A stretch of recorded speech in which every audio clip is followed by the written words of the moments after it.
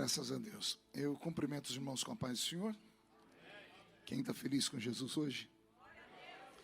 Então, faz aquele exercício. Encontra uma pessoa bonita do seu lado e dê um sorriso para ela.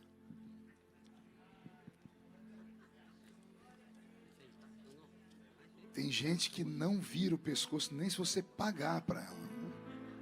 Tá tão ruim o negócio assim. Uma alegria poder estar mais uma vez aqui nessa igreja, na minha igreja, revendo amigos, conhecendo irmãos. Meu respeito ao apóstolo Uriel, ao apóstolo Jussara, ao pastor Isaías, pastora Suelen, minha família aqui nesse lindo país. Abra sua Bíblia comigo no livro do Êxodo. Êxodo capítulo de número 33. E o versículo de número 18.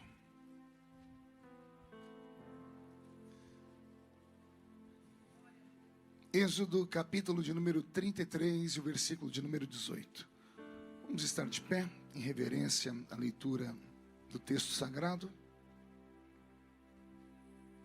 Êxodo 33, versículo 18.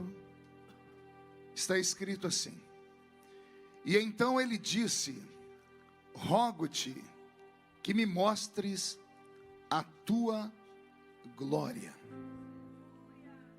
Amém, igreja? Como é só um versículo, eu vou ler mais uma vez. Então ele disse: Rogo-te que me mostres a tua glória. Feche a Bíblia, coloque no banco, na cadeira. Pegue na mão da pessoa mais perfumada do seu lado. Se bonito não deu certo, perfumado deve ter alguém aí. Isso, aperte a mão dele ou dela com carinho até eles falarem aleluia. Vamos orar.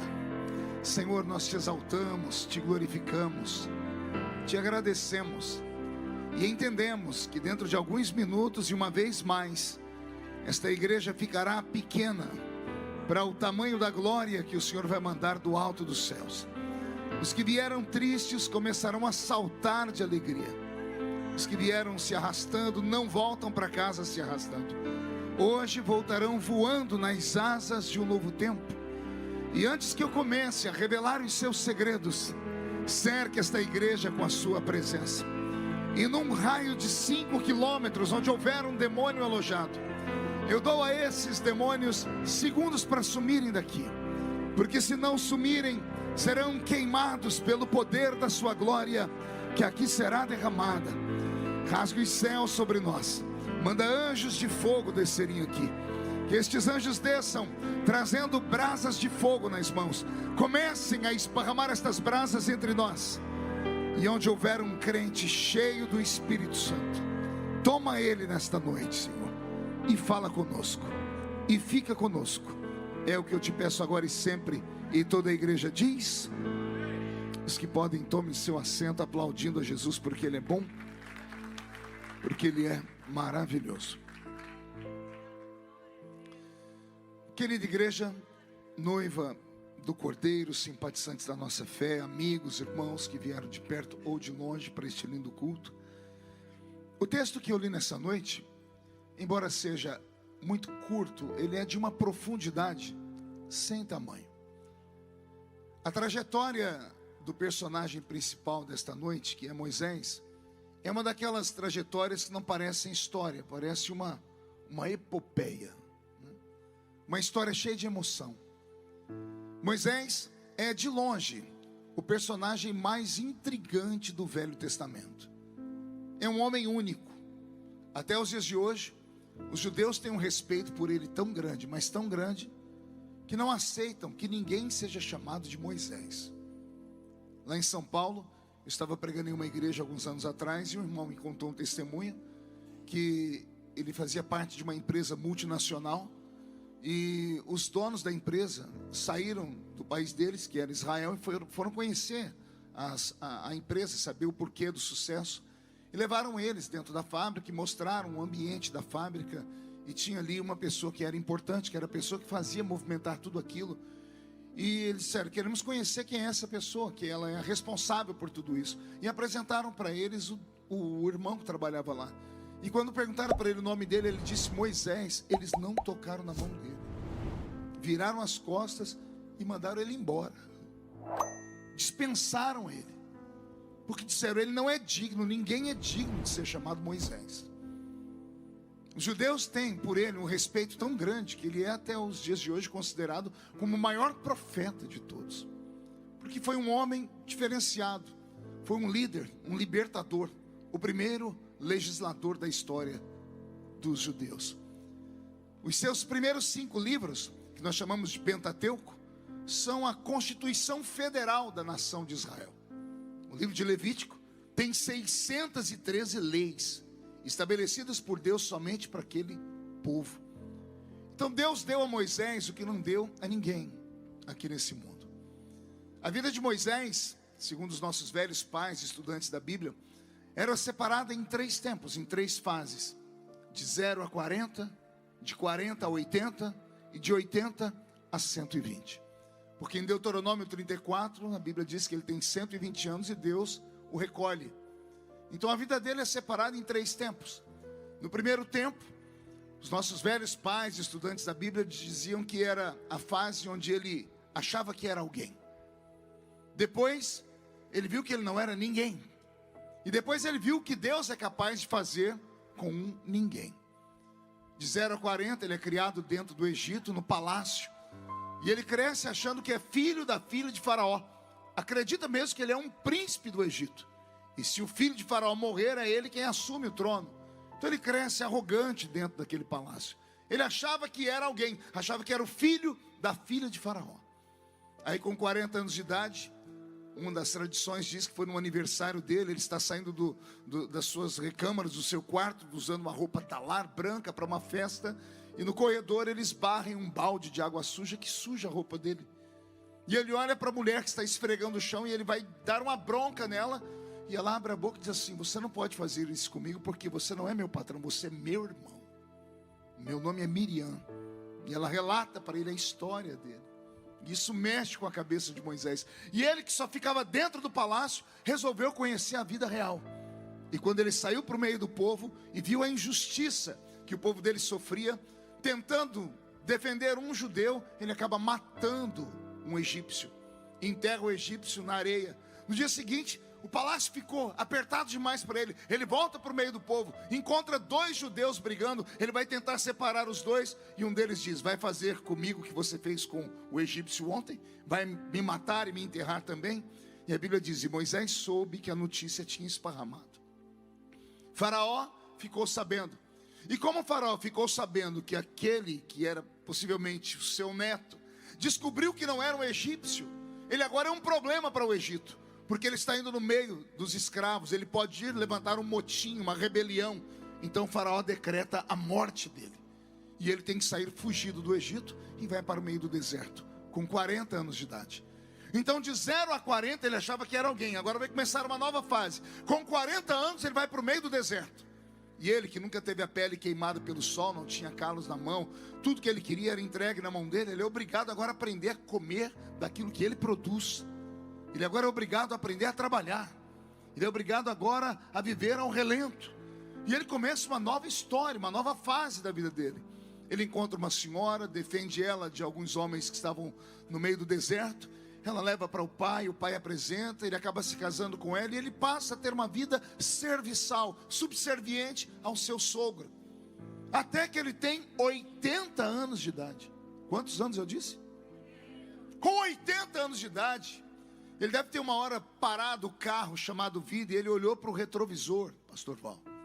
E ao olhar para o retrovisor, ele não viu nada que desse a ele vontade de continuar vivendo. Porque a vida para ele era apenas uma ilusão.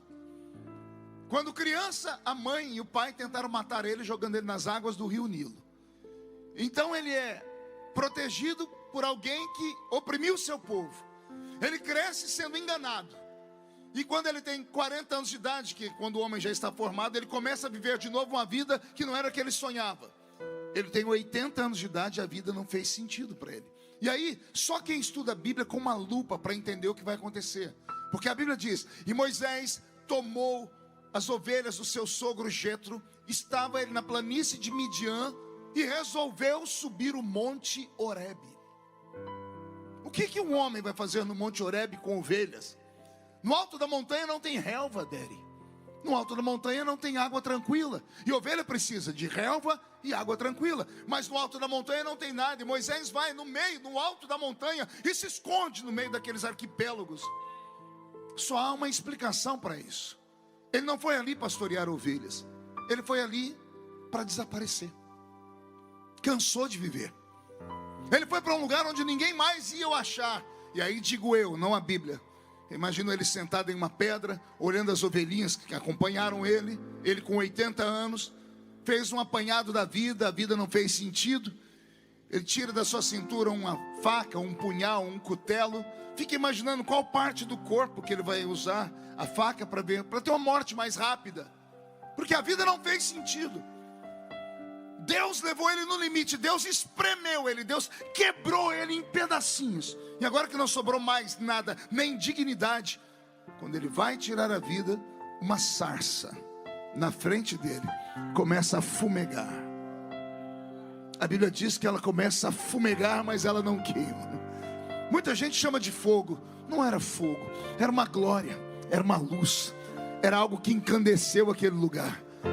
A vontade de morrer foi trocada por uma curiosidade. A Bíblia diz que ele levanta e ele quer chegar perto daquele lugar para ver mais de perto. E quando ele vai chegando perto, do meio da sarça sai uma voz. Detalhe, em 80 anos, ele nunca ouviu aquela voz. Em 80 anos, ele não conhecia o dono daquela voz.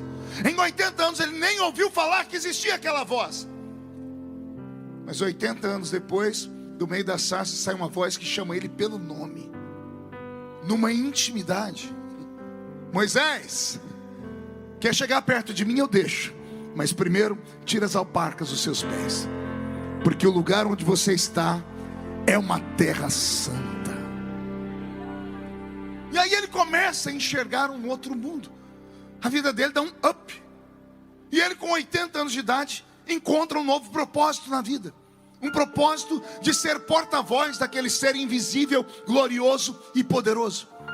Só que ele não quer ir de qualquer jeito, porque ele tem 80 anos, ele tem 1 milhão de desculpas. Ele tem a desculpa da idade, ele tem a desculpa de ser um fracasso, ele tem a desculpa de ter sido rejeitado, ele tem a desculpa de ter sido jogado pela família em qualquer lugar. Ele tem 1 milhão de desculpas, então ele precisa de um sinal.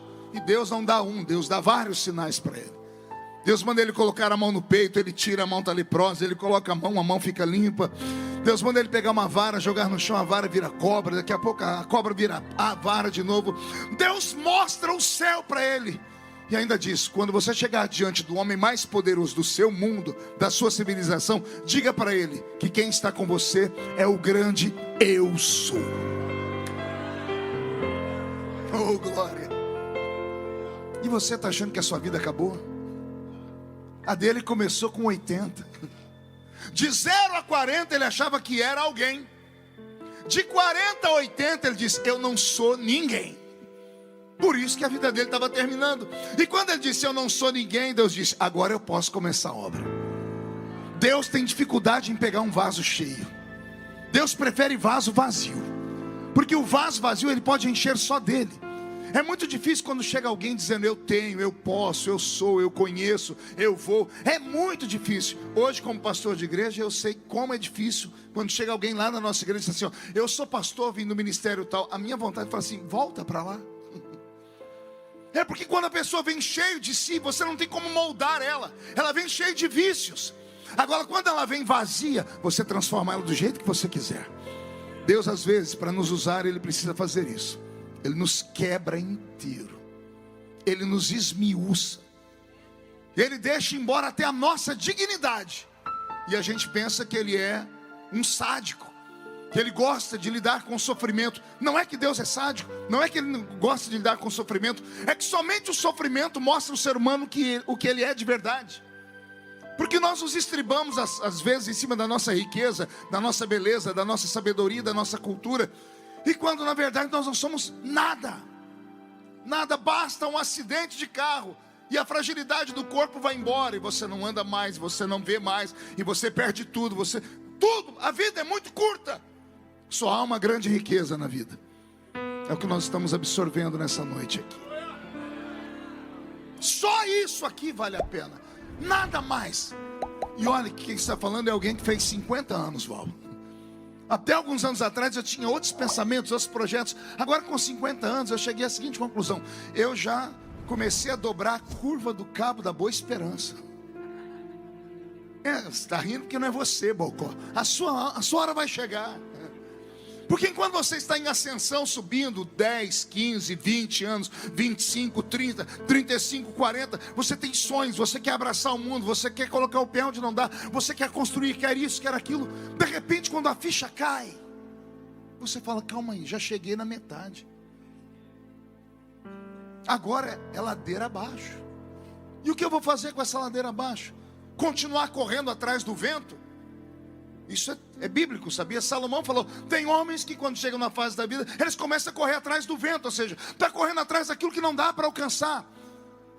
Aí a gente passa a dar valor em coisas que não deveríamos, e deixamos de dar valor naquilo que deveríamos dar de verdade. O que faz sentido na vida são as pequenas coisas, não são as grandes.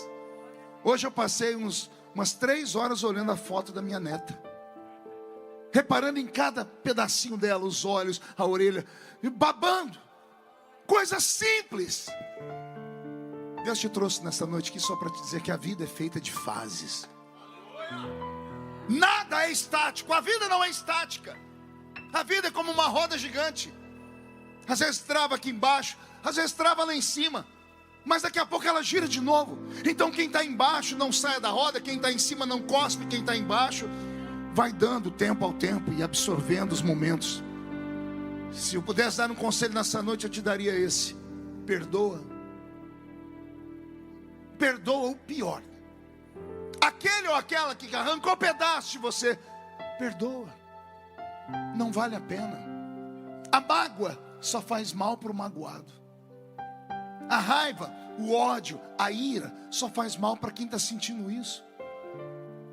É você que se mata aos poucos, é você que vai arrancando pedaços da sua vida aos poucos. Libera perdão. Perdão é uma escolha. A gente aprende que perdão é esquecimento. Não é esquecimento, porque a gente não esquece. Só Deus esquece. Porque a Bíblia diz que Ele pega e joga para trás, e Deus não olha para trás.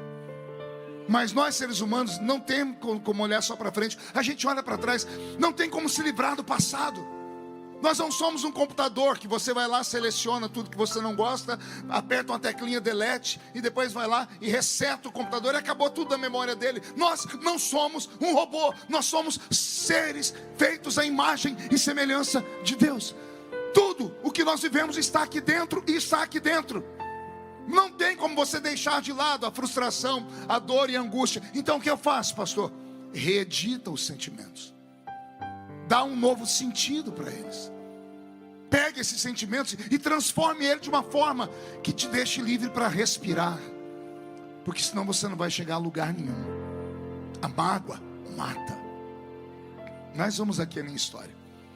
Essa é a história de Moisés, que com 80 anos viu a glória de Deus. E fez aquele trabalho lindo, tirou Israel do Egito, entrou com eles no deserto, e todas as estripulias que nós conhecemos de Moisés. E com 120 anos de idade terminou a história dele. Então ele passou de 0 a 40 achando que era alguém, de 40 a 80 viu que ele não era ninguém, e de 80 a 120 na mão de Deus ele se tornou alguém. Posso ouvir um glória a Deus por essa palavra? Roberto, mais baixinho um pouquinho. Capítulo 33 do livro do Êxodo. Faz 20 anos que Moisés está na península do Sinai. Quantos anos eu disse? 20 anos, pastor Isaías. Ele acordou de manhãzinha entre 5:30 e 6 horas da manhã, que era o horário que todo mundo acordava para pegar o maná que estava na porta da tenda, senão o maná apodrecia. Moisés é como todo mundo, ele acordou entre 5:30 e 6 da manhã, abriu a tenda dele, olhou para o canto, lá estava o maná. Penso eu que ele olhou o maná e naquele dia não teve fome. Já aconteceu com você? De um dia de chegar em casa, olhar o prato de comida, empurrar ele para um canto, porque está com gosto amargo na boca. Moisés estava com gosto amargo na boca. E já vou explicar o porquê. Ele olha o pão, não come, ele olha a nação toda dormindo. Não era uma tenda, duas.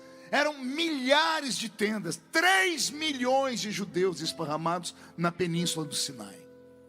E Moisés começou a lembrar, porque ele conhecia a geografia daquela terra.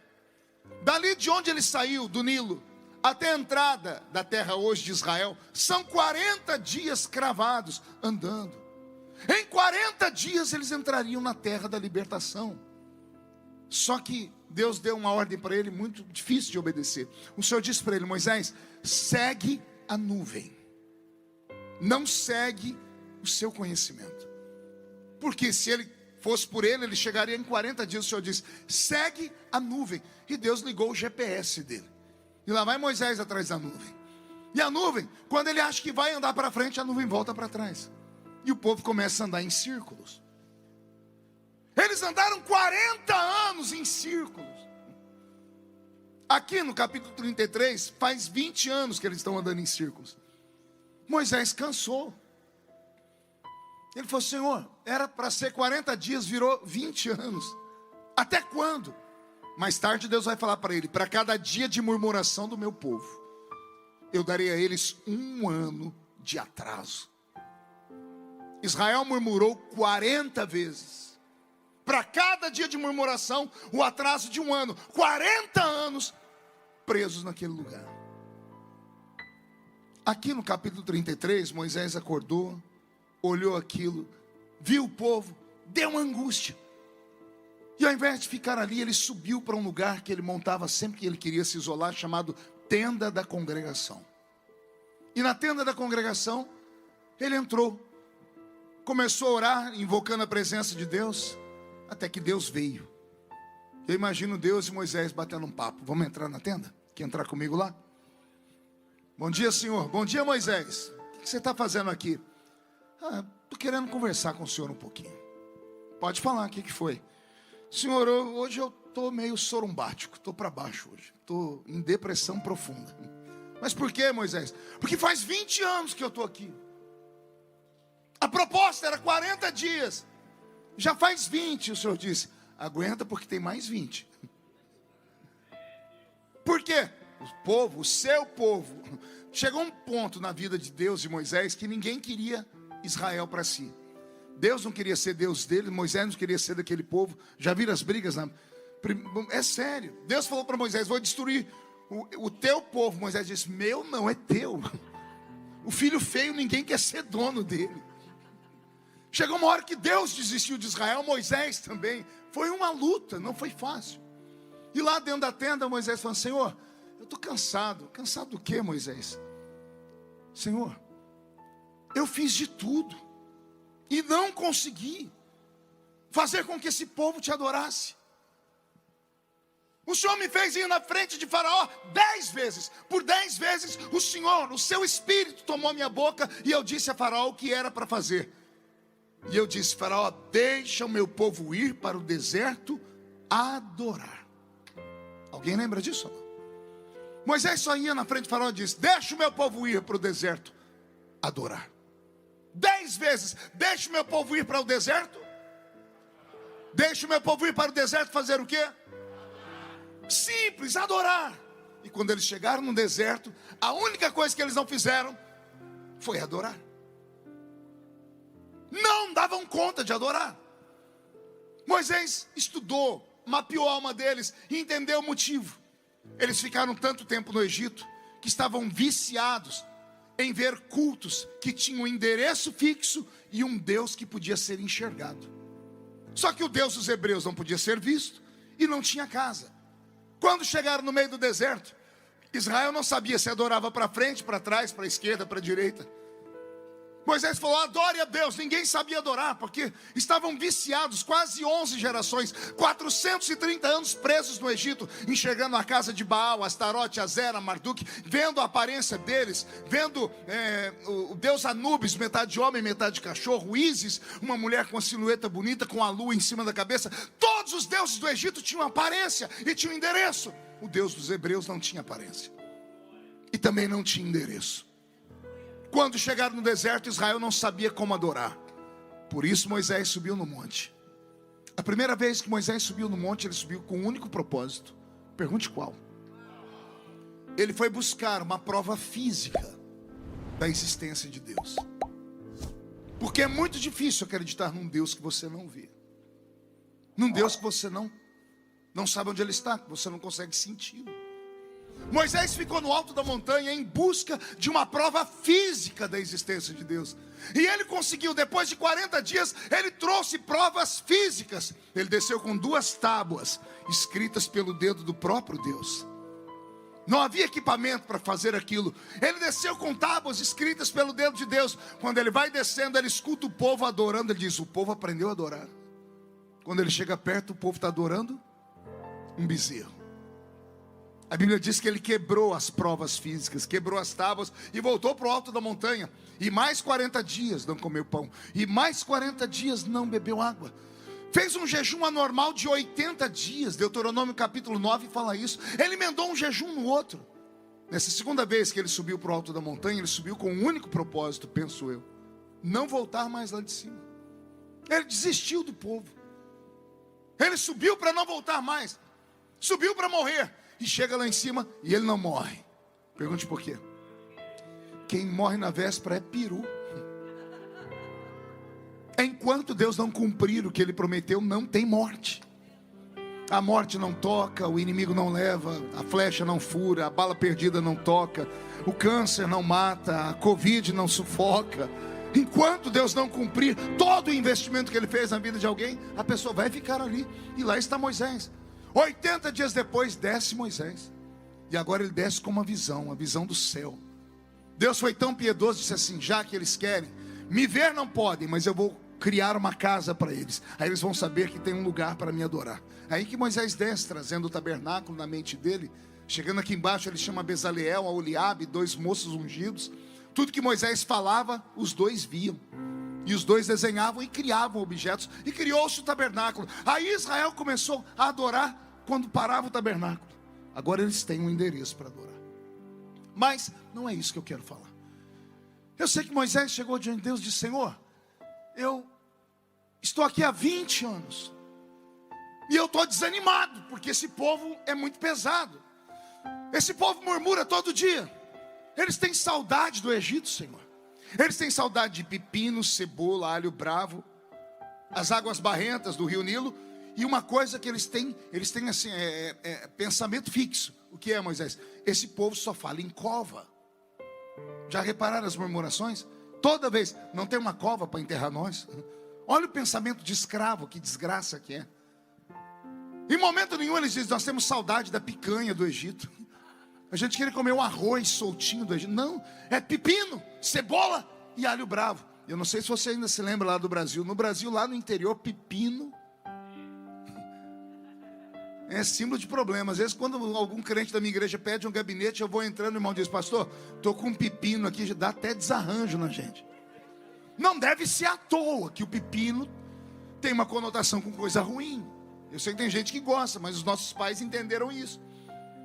Eu nunca vi alguém já chegou na sua casa e disse: nossa, você não tem como fazer um alho bravo aí para mim, não? Ninguém pede alho bravo, pepino, cebola. Quem é que tem saudade de cebola? É o pensamento de escravo. Agora, a questão da cova é mais interessante. Pergunte por quê. Na hora do almoço, na hora do café, quando dava uma jussara, eles sentavam e diziam: qual o seu sonho?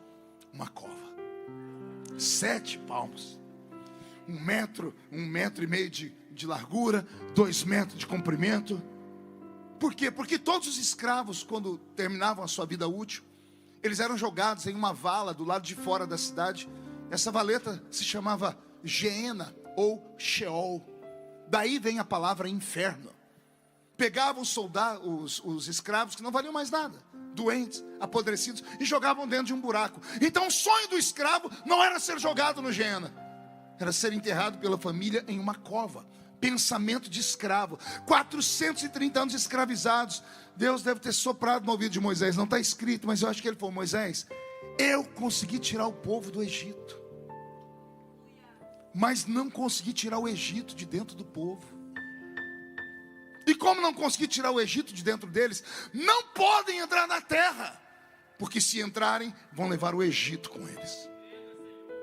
Vão levar com eles tudo aquilo que eles tinham lá, aprenderam lá, viram lá. Era para ter deixado para trás, mas não deixaram para trás. É por isso que você sofre, Moisés. Porque você tem uma igreja. Porque Moisés foi pastor de uma igreja. A igreja do Velho Testamento. Uma igreja com 3 milhões de membros. 3 milhões de crentes que nunca se converteram. 3 milhões de pessoas que saíram do mundo. Mas o mundo nunca saiu de dentro deles. Crentes assim matam o pastor. São inconversos. São donos dos seus próprios narizes. E quando a coisa começa a apertar, eles levantam, saem e vão para uma igreja onde a coisa é um pouquinho mais leve. E daqui a pouco se perdem. Porque são inconversos. E isso adoeceu a alma de Moisés. E Moisés falou: Senhor, não estou aguentando mais. E o que você quer, velho Moisés? Eu quero força para caminhar. E que tipo de força você quer? Eu quero ver a sua glória. Aleluia.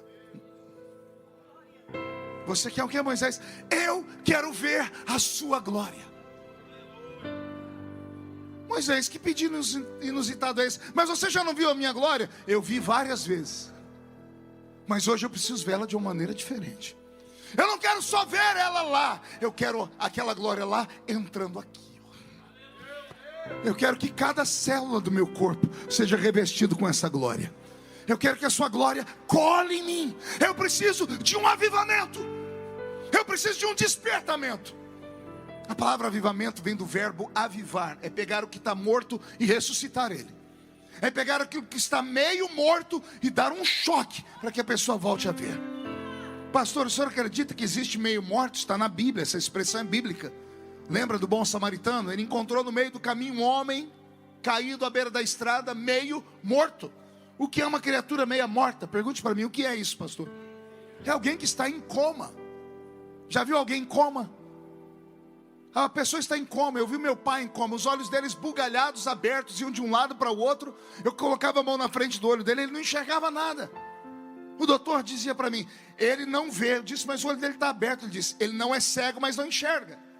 Eu falei, por que não? Ele disse, porque ele está em coma. Ele me disse, seu pai não é mudo, mas não sai som da boca dele, porque está em coma.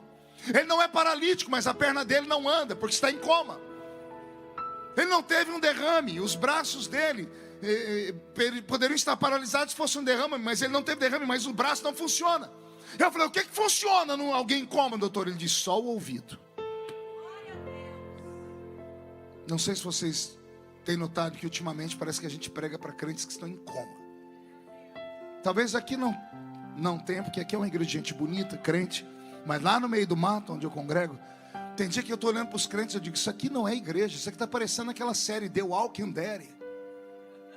Já viu The Walking Dead? Mortos que caminham, zumbis. As pessoas vêm para a igreja porque estão viciadas em estar na igreja. O corpo vai sozinho, a pessoa vai e senta no lugar dela, mas ela não reage. Ela não tem vida mais. Criou dentro dela um coração tão fechado, só murmura. Você senta com a criatura, com a alegria que for, em 5 minutos ela rouba toda a sua unção. Não sei se já aconteceu com você. Você chega para a criatura assim, toda empolgada, e diz assim, a paz do Senhor. A pessoa olha para você, nhô. Entendeu a resposta aí? Você fala, a paz do Senhor. A pessoa diz, nhô. Você pergunta, você tem mãe? A pessoa diz, nem pai. É para encerrar a conversa. Você pode sentar perto da criatura cheio de Deus, alegre do jeito que for. A criatura é tão gelada, mas tão fria, que mais 5 minutos sentado perto dela, você pega um resfriado. Pastor, mas isso não tem aqui, eu sei, estou pregando para quem está pela internet, entendeu? É você aí na internet, aqui não tem ninguém assim. Aqui é um fogo só, olha a barulheira, olha o grito.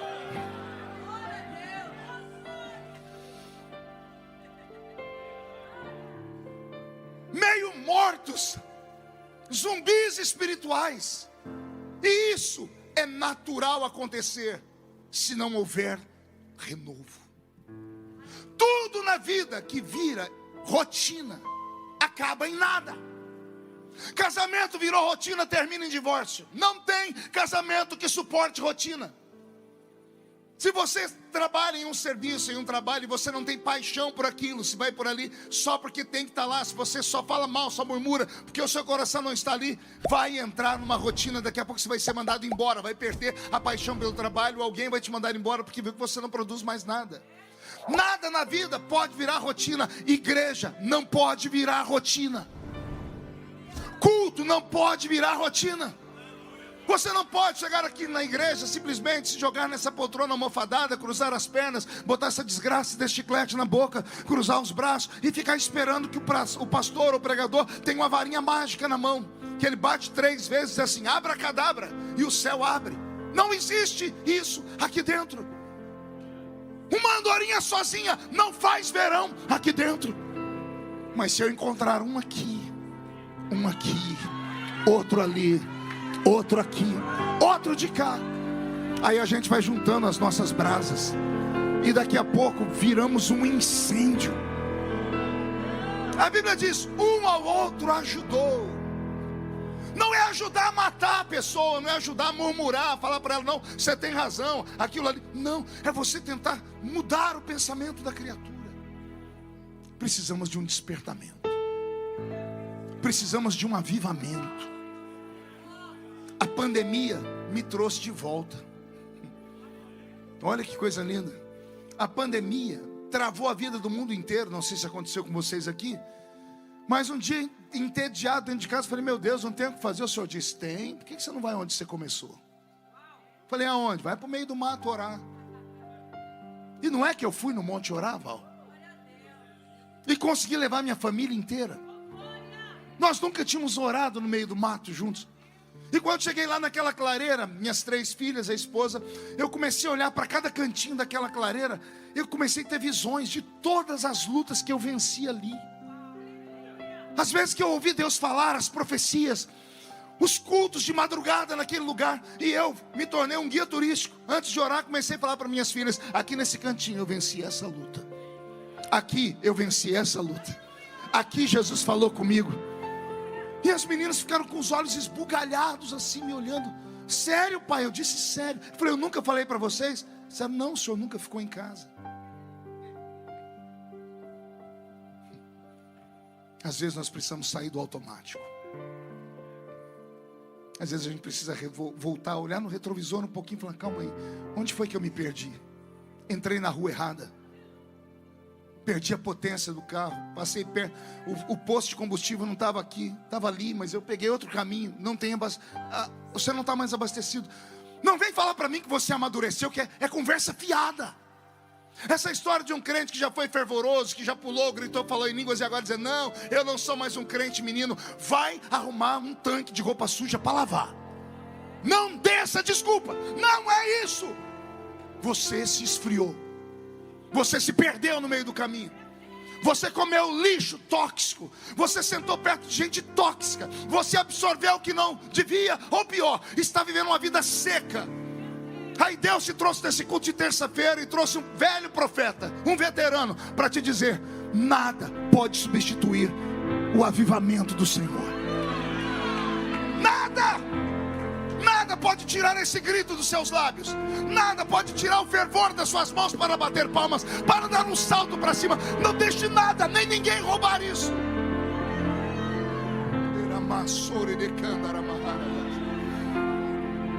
Depois de 40 minutos orando com a família ali, eu entrei numa oração de guerra. Deus me levou para uma outra dimensão.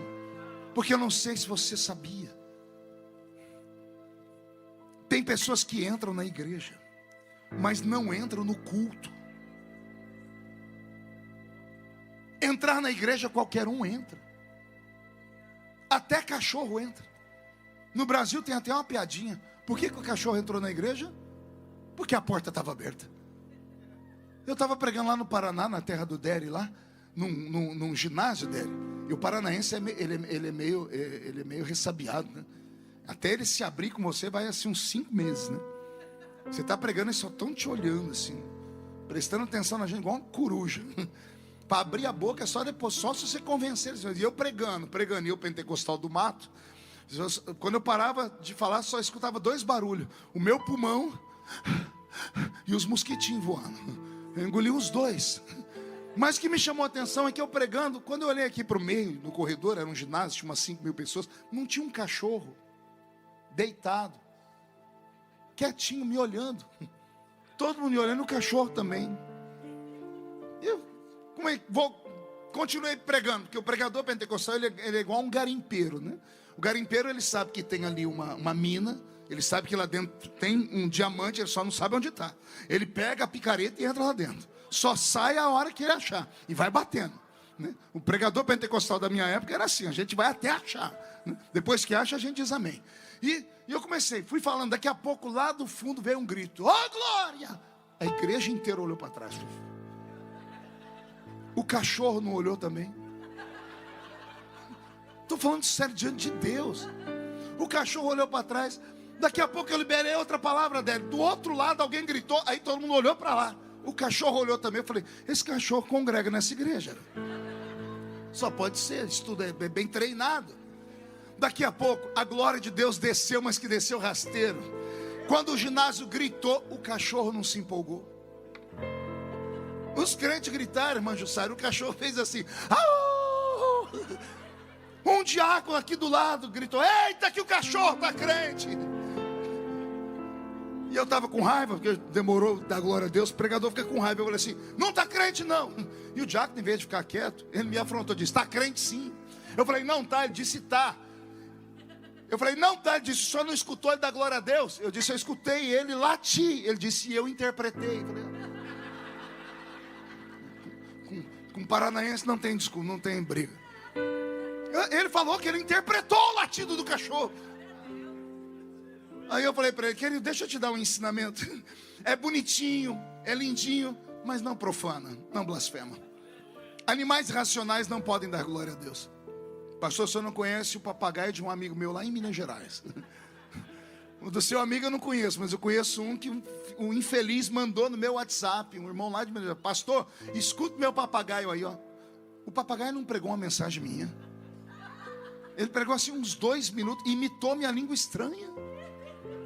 Aí ele mandou assim: "Você ouviu meu papagaio cheio do Espírito Santo?" Eu falei: "Amigo, é bonitinho, mas não blasfema." O papagaio não deu glória a Deus, ele não sabe o que está fazendo. É instinto, ele copia porque o instinto dele é esse. Ele não tem consciência, ele não sabe: eu estou adorando a Deus. Não. Nenhum animal irracional pode adorar a Deus, porque nenhum deles veio lá de cima. Animal é só terra. Agora na minha frente sim, estão homens e mulheres que vieram lá de cima. Os únicos que podem adorar de verdade estão aqui. Então a verdadeira adoração, ela só sai de uma consciência que sabe o que está fazendo. E é isso que nós, quando atravessamos as portas da igreja, vamos fazer aqui dentro. Nós não entramos aqui dentro como se tivéssemos entrado em um teatro, onde a gente aplaude quando gosta, vai quando não gosta, levanta e vai embora quando dá na cabeça. A igreja não é como um cinema, que você assiste o filme que escolhe com direito a assistir comendo pipoca e guaraná. Não. Aqui é um quartel-general. Aqui é a casa do Senhor. Tem uma sarça ardendo aqui dentro. E o Senhor está dizendo: quer chegar perto de mim? Tira as alparcas dos pés. E eu vou revelar a minha glória para você. Eu vou te mostrar o céu aberto. Aleluia. Moisés estava cansado. Ele precisava de um despertamento. Passando um olhar pela Bíblia Sagrada inteira, Moisés não é o único. Não existe um avivamento perene, eterno. O avivamento é como se Deus viesse e te desse abastecesse o seu carro e você vai usando. Só que você tem que olhar o painel. Vai acabar. Você precisa parar e reabastecer. É preciso ter um avivamento no início da vida cristã. É preciso ter um avivamento no meio da vida cristã. É preciso ter um avivamento no fim da vida cristã. 2 profetas falaram sobre isso. Um deles foi Jeremias. Lá dentro de um calabouço ele deu um grito: renova os nossos dias como dantes. Lamentações 5:21. Por que será que o velho profeta, morrendo lá dentro de uma masmorra, gritou: Deus, renova os nossos dias como antigamente? Porque houve um tempo em que ele aguentava as lutas e não murmurava. E agora, ali dentro daquele calabouço, sem ninguém orando por ele, ele já velho, sem sentir nada, ele cansou. E ele diz: me renova de novo, senão é perigoso eu terminar morto aqui. Morto espiritualmente, vou acabar deixando tudo. Abacuque, com 70 anos, gritou: aviva, Senhor, a tua obra. Aviva hoje, mas também aviva no meio dos anos. No meio dos anos, lembra-te da tua misericórdia. Nós precisamos de um despertamento. Se não tivermos um despertamento, se nós não tivermos um toque daquilo que é divino, a nossa fé pentecostal sucumbirá. Se você fosse um crente tradicional de uma igreja histórica, eu entenderia. Mas nós, nascidos no fogo, tem uns 3 aí, pelo menos, que nasceram no fogo. Nós que crescemos numa igreja com profecias, com línguas estranhas, com aquelas danças espirituais, aquelas coreografias malucas. Nós que crescemos nesse ambiente, não podemos nos acostumar, não podemos transformar o nosso culto em uma mera reunião social. Isso aqui não é uma reunião social, isso aqui é uma reunião de santos, gente que vem em busca de graça, de glória. E você precisa absorver esta presença. Tem algum pentecostal aqui de verdade? Então agora não dá um grito, não, dá um berro de glória a Deus, pelo amor do Senhor.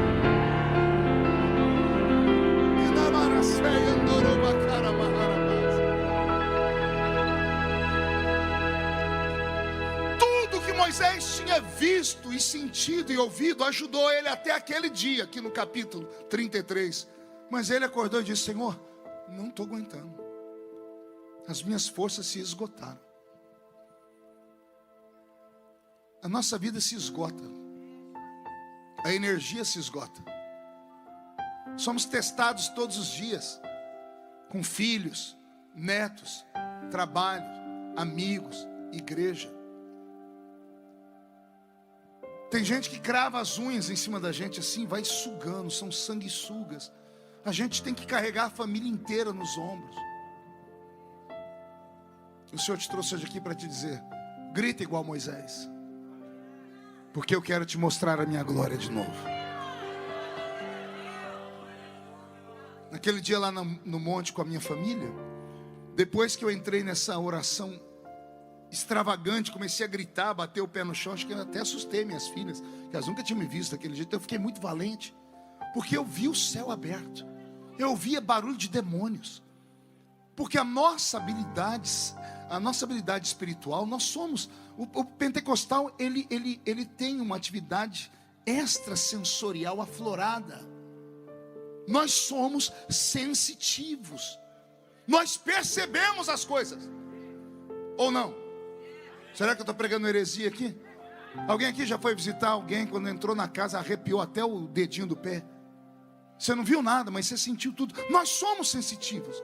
Quando entramos na casa do Senhor, devemos usar esse dom, essa habilidade. Tem gente que sente Deus aqui dentro. Tem alguém sentindo? Tem outros que não sentem mais nada. Por que não sentem? Mas você já sentiu um dia. Você precisa treinar o seu homem espiritual. Você precisa treinar a sua parte metafísica, porque o céu está aqui dentro. E quando eu comecei a orar e o céu desceu e foi aquela glória, eu tive uma crise de choro, mas tão grande, que eu sentei num banquinho. Aí levantou as minhas 4 mulheres, a esposa e as filhas vieram, me abraçaram, choraram comigo. Foi uns 20 minutos para eu me acalmar. Isso era 3 horas da tarde, o sol quente. Quando terminou, peguei na mão das 4 e disse: vamos terminar em oração?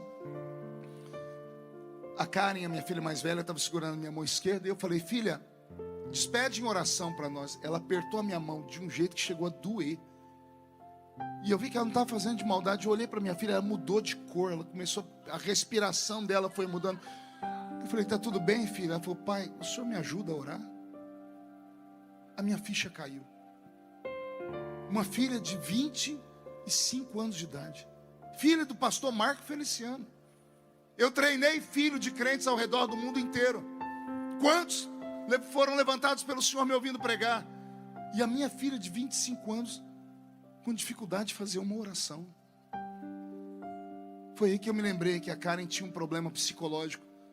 Ela sofria com um mal súbito chamado pela psicologia de distorção de imagem.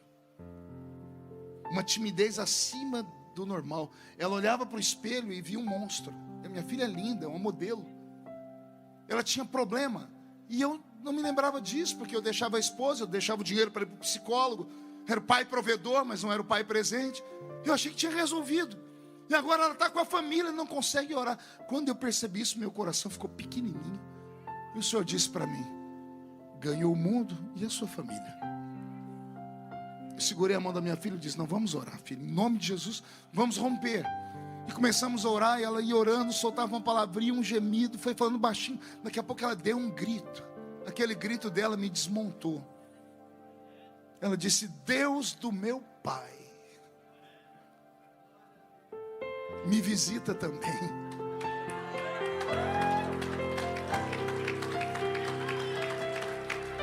Ali Deus falou comigo que nem tudo estava perdido. Ela me via como um homem de Deus.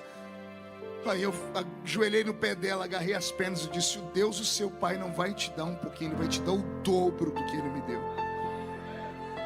Ontem a Karen mandou uma foto para mim, ela estava no monte orando lá em São Paulo. O Senhor mudou a vida da minha filha.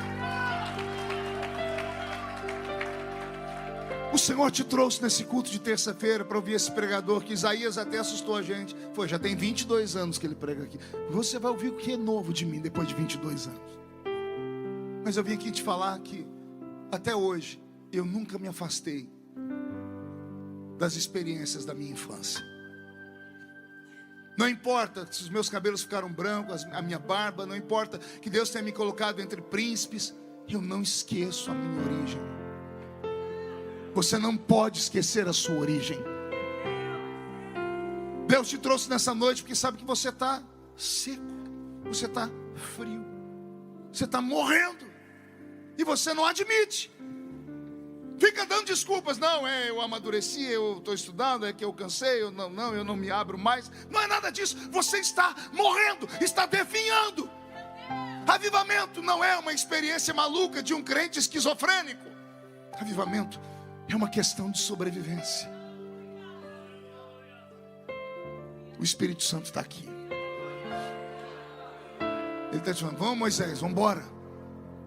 O que você quer, Moisés? Eu rogo-te. Ou seja, eu estou implorando, me mostra a sua glória. Mas eu já te mostrei a minha glória abrindo o mar. Aquela foi para aquele dia. Eu te mostrei a minha glória no Horebe. Foi para aquele dia. Eu te mostrei a minha glória. Foi para aquele dia. Eu preciso de uma experiência nova. Alguém acredita que Deus dá experiência nova? Só tem um problema com a experiência nova. Pergunte qual. O vinho novo, se for derramado no odre velho, o odre despedaça. O Senhor quer te dar um vinho novo, mas você tem que se refazer. Ele quer te dar algo extraordinário. Ele quer fazer você sair daqui sentindo algo que há muito tempo você não sente, ou algo que você nunca sentiu. Só que para isso Deus tem que te levar em lugares que Ele nunca te levou antes. Você quer o que, Moisés? Quero ver a sua glória. O Senhor disse: eu vou te mostrar a minha glória. Aqui, Senhor? Não. Sai da tenda da congregação. E para onde eu vou? Sobe a montanha, Moisés. E a Bíblia diz que Moisés foi subir na montanha. Leia o capítulo 31, 32 e 33 em casa, você vai ficar apavorado. A Bíblia diz que na medida que Moisés subia, o monte foi tomado por uma nuvem. Só que não era a Shekinah. Não era nuvem branca. A Bíblia diz que uma nuvem escura tomou conta do alto do monte, e o monte começou a fumegar, e relâmpagos e trovões começaram a sair. A Bíblia diz que Israel inteiro lá embaixo acordou. Todos saíram na tenda, e quando olharam o monte e viram o monte fumegando, temeram, acharam que era o fim do mundo, e viram a silhueta do velho Moisés subindo, 100 anos de idade. E Moisés vai subindo, oh glória. E cada vez que ele sobe, mais trovões e mais raios. Era para ter apavorado e assustado qualquer um. Mas quem quer ver a glória de Deus tem que pagar o preço. Tem que sair do meio de um lugar normal. Se você quer algo extraordinário, você tem que fazer algo extraordinário.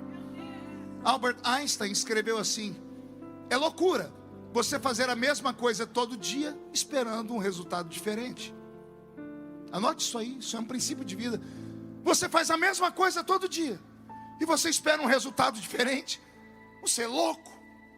Só tem um jeito de acontecer uma coisa diferente: é você fazer algo diferente. Você vem todo culto, não, eu quero glória, eu quero avivamento, eu quero isso, eu quero ser batizado com o Espírito Santo, eu quero falar em línguas, eu quero profetizar. Mas você senta no mesmo lugar, cruza a mesma perna, fica olhando para o pregador com essa cara feia, parecendo que foi batizado num pote de vinagre. Achou que eu não ia falar, né? Fica olhando o pregador com esse olho seco, parecendo olho de sapo que morreu no dia de enchente.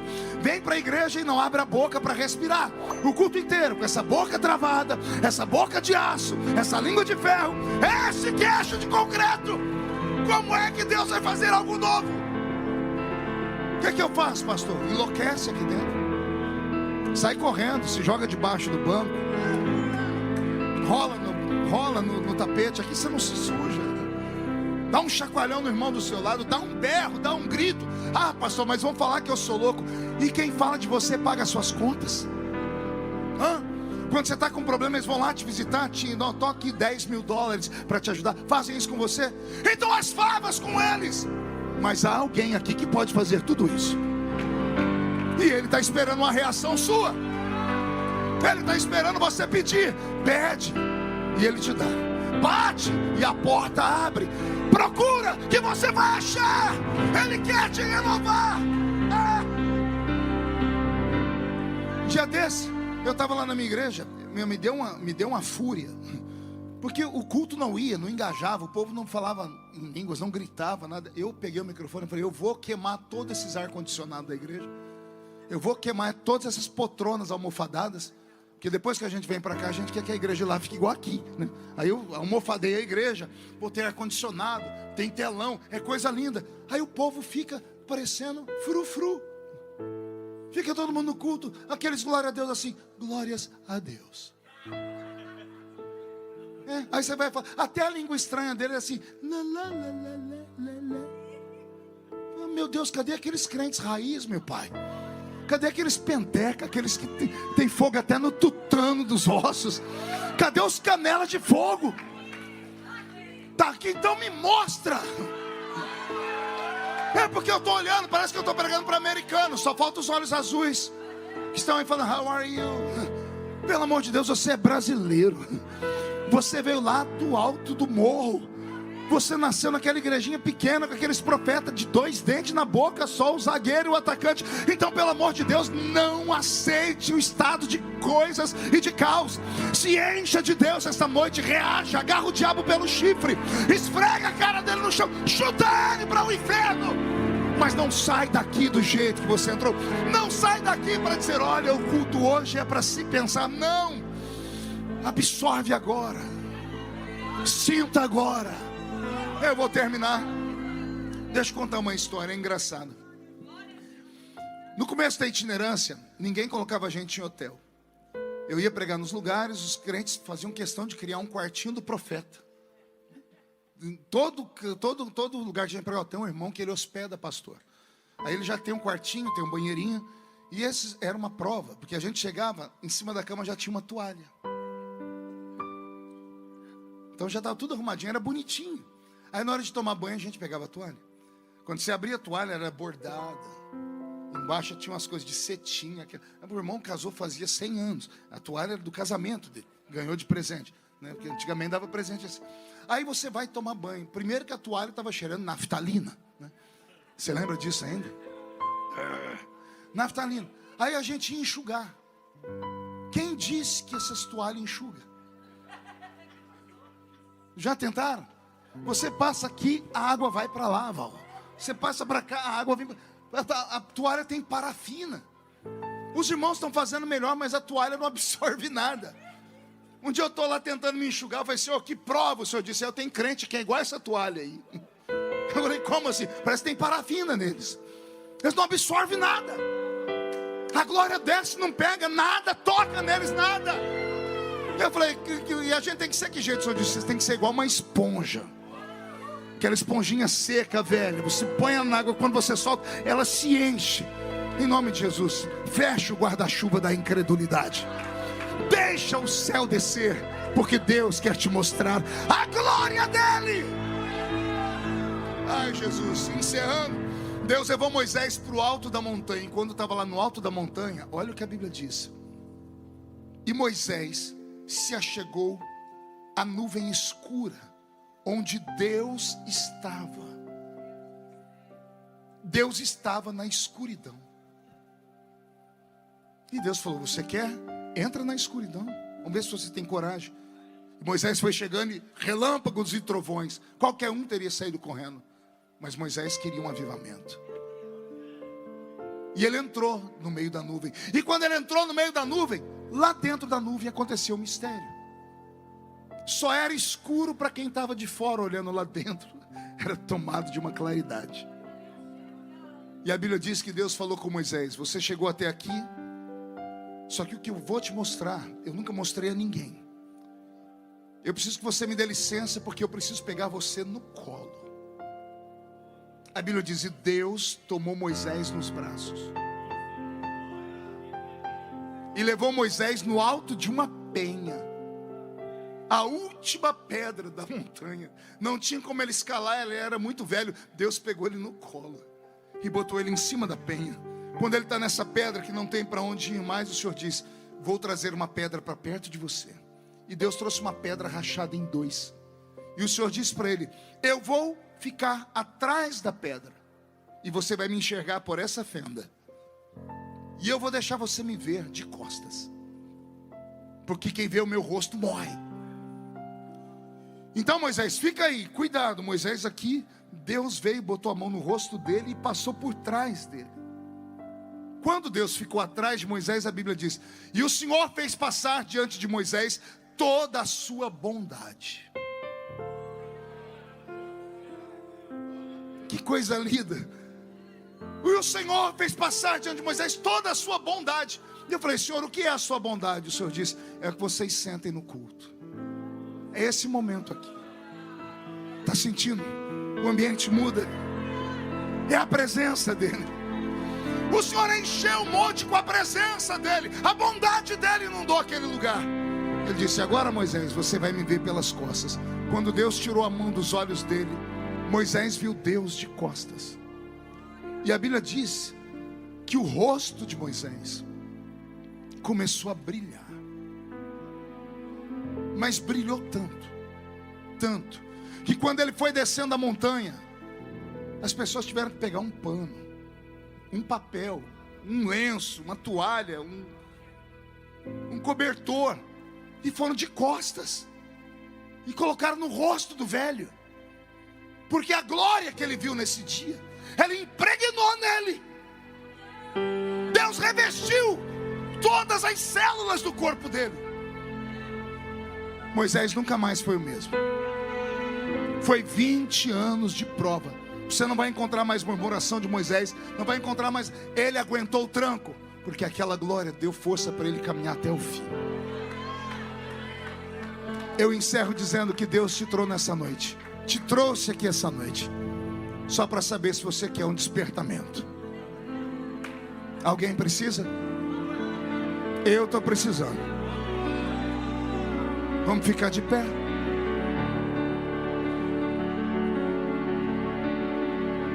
Teramassuri de Candoroba Carabarabas. Teriam trevelesturi de Candorobas. Mirabaceia que ando cueva aramas. Senhor, nós vamos orar nessa noite. Geralmente eu convido as pessoas para virem no altar. Hoje eu não vou convidar, vou deixar você livre. Mas eu queria convidar você para subir o alto da montanha. Essa história que eu preguei, transformaram ela num louvor. Acho que vocês já cantaram ele por aqui. O Roberto vai cantar ele para nós. E na medida que ele estiver cantando, sai da terra, escapa-te por tua vida. Recebe esse renovo nessa noite. Feche seus olhos. Porta da casa mais simples, que o anjo da morte não entra. A estrada que corre pro mar, o vento que abre o caminho é você, é tudo sobre você. Então eu vou subir no monte que muitos desistiram. Vou ficar lá até te encontrar. Eu vou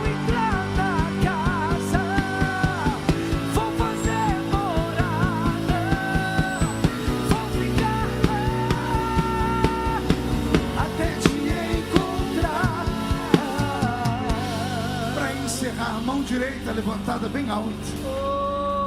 E diga comigo, de olhos fechados, em nome de Jesus: todos os demônios que roubaram as minhas experiências, a minha força, o meu fervor, a minha energia, eu ordeno, venha para a palma da minha mão agora. Feche a sua mão com autoridade.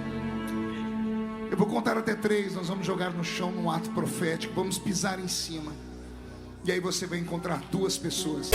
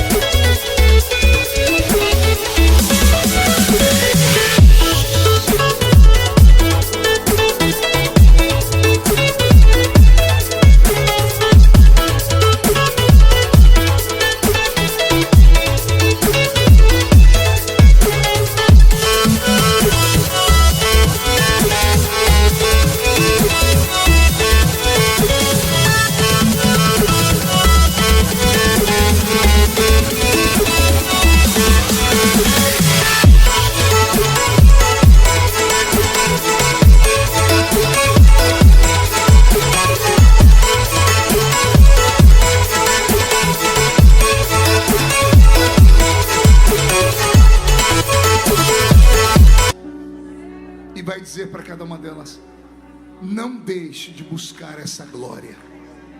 1, você nunca mais será o mesmo. 1,5, sua família sentirá orgulho de você de novo. 2, quem viver verá para ver o que Deus fará na sua vida por esses dias. 2,5, um tempo de renovo se aproxima. 3, jogue no chão, pisa em cima.